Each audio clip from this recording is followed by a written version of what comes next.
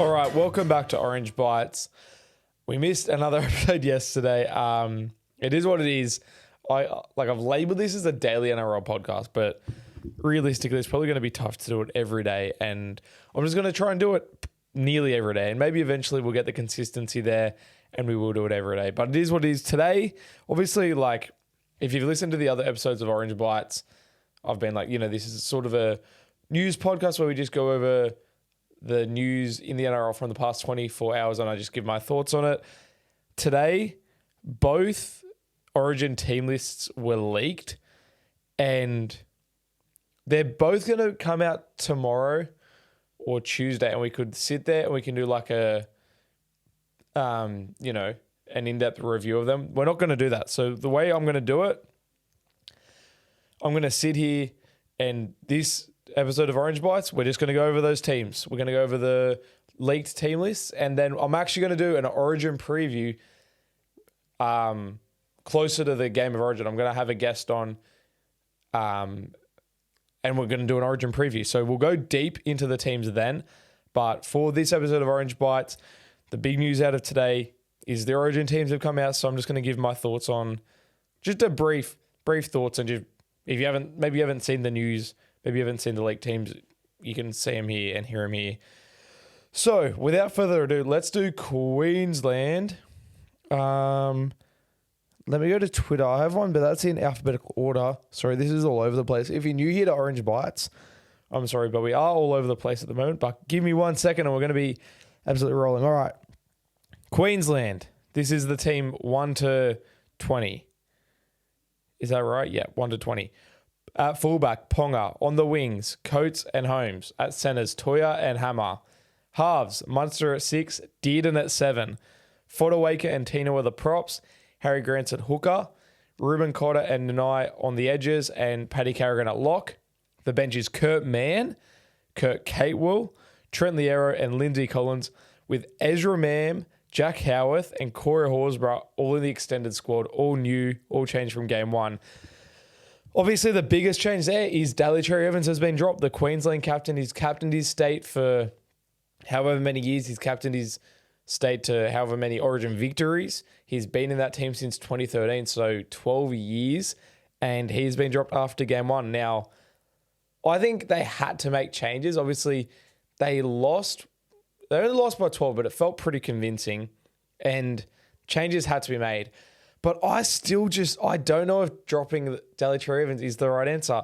I don't think it was his fault they lost game one. I think they probably could have they could have had a better forward pack, but obviously you can only pick who's from Queensland. But the forward pack could have performed a lot better. I don't think Daly Cherry Evans had any favours done by him. He also had a pretty ordinary edge with obviously Robert Toy as his centre. I don't know. I don't think it was his fault they lost game one, and it is pretty harsh dropping your captain.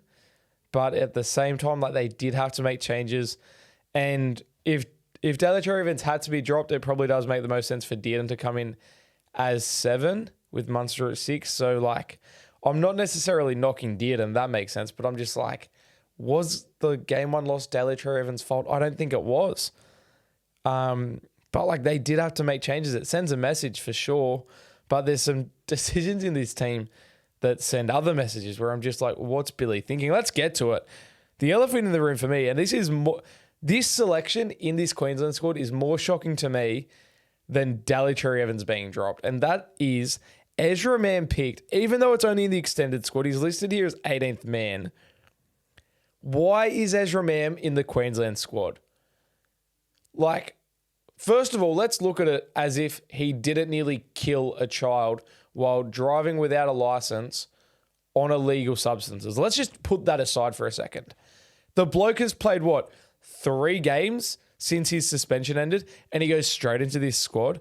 With that logic, you probably pick Reece Walsh as well, and with that logic, you probably pick Sam Walker at halfback. He's played a game of cup, so you may as well pick him. If you're picking Ezra Mam, who's played 3 ordinary games for the Broncos, he lost 2 of them, and he wasn't man of the match in the game the other night either. I'm just I don't think Mam is a justified pick, even if he didn't nearly murder a kid. And then you take into account, this is a guy who is being booed at every game he's played in so far this season. And he's so ignorant that he came out and thought people were booing him because he defended Spencer Leniu 18 months ago over racism. Sorry, not defended Spencer Leniu, but had the issue, had the run with Spencer Leniu, whatever. You're not being booed because of that, Ezra. You're being booed because you nearly killed a kid. And then Billy picks him for Queensland? How does Ezra Mam get picked? Like, it's such a prestige jersey and there's such a vibe to it and a culture. And like, as a New South Welshman, I can even acknowledge that there's a vibe and there's a culture and there's almost an aura with that maroon jersey. And putting Ezra Mam in that jersey destroys that. These are the heroes of the state. These are the heroes of the country. As I said, I'm a New South Welshman, but Queensland and New South Wales, the players that pull on those jerseys, they are the best of the best. And that is who kids are looking up to. Out of everyone in the NRL, the players that are looked up to the most are Origin players. And you're putting Ezra Mam on that pedestal now. And kids are looking up to him. And now, in a way, it says it's okay what he did. In a way, they are condoning what he did. And that just is not okay. I don't care how good you are. I don't care if you're Cameron Smith. I don't care if you're Jonathan Thurston. If you have done what Ezra Mam has done, you should not be picked for Queensland.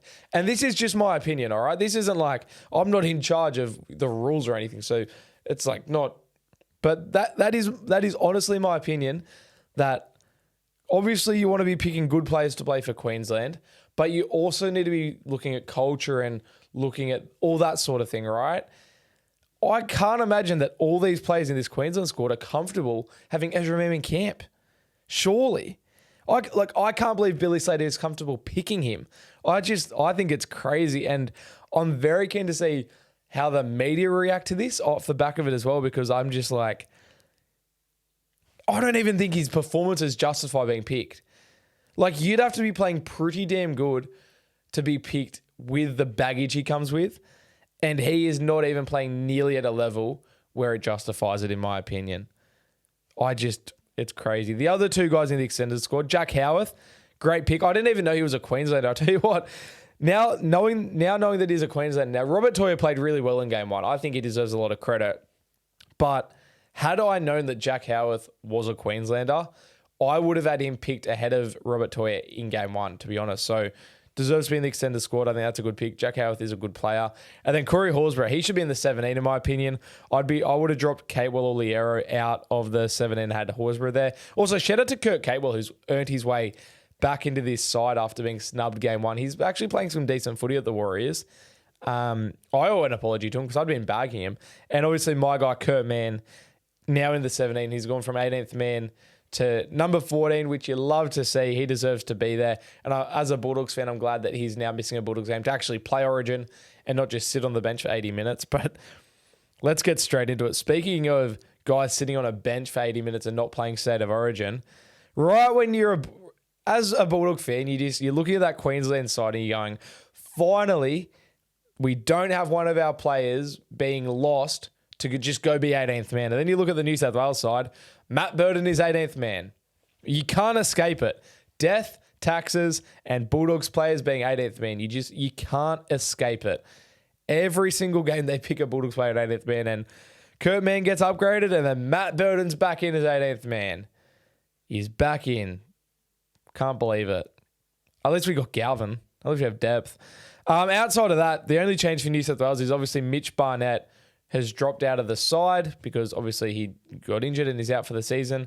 We've spoken about it previously on Orange Bites that Stefano Ikamanu was in the box seat to come in.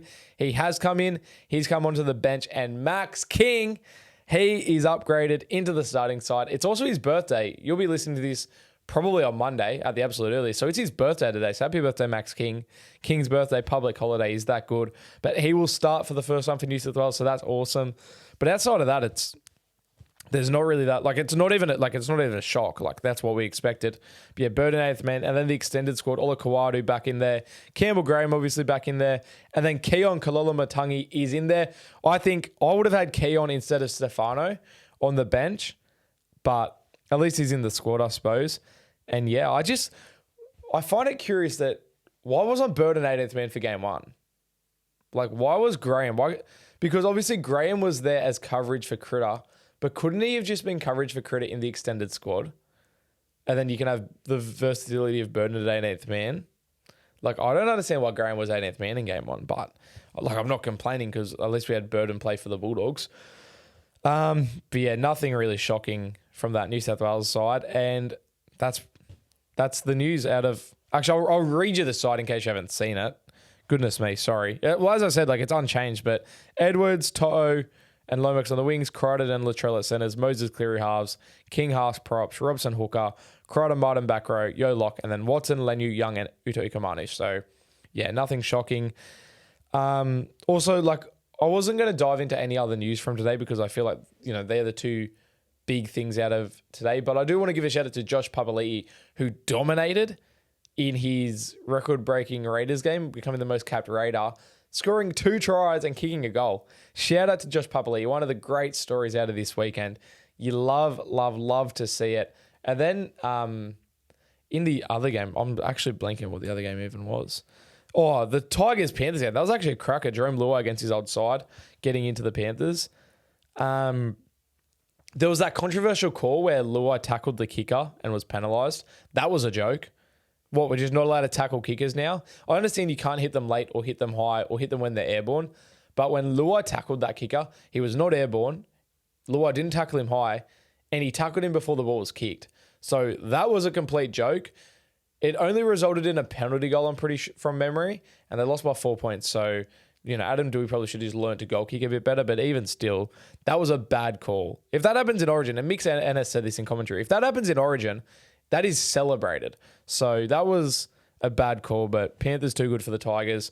Raiders came back and ended up flogging the Rabbitohs, and that was today's games. As I said, massive shout out to Josh Papali'i, and I'm going to conclude this episode there. They're the leaked Origin teams. Obviously, we'll come back tomorrow or Tuesday, and if anything changes, we'll talk about it here. But other than that, tomorrow's episode is probably going to be just reviewing the Bulldogs game. I'm very, very nervous. I'm very, very nervous for the Kings' birthday game. I always get very nervous for games generally. I get even more nervous for games against the Eels. But then, like, all the circumstances in this game, we have to win to get back into first. Lockie Galvin debuting off the bench. Like, where is he going to play? Yeah, nerve-wracking game. There's going to be lots of attention on it. I'm very, very nervous. But that's the story for tomorrow. As always, up the Dogs.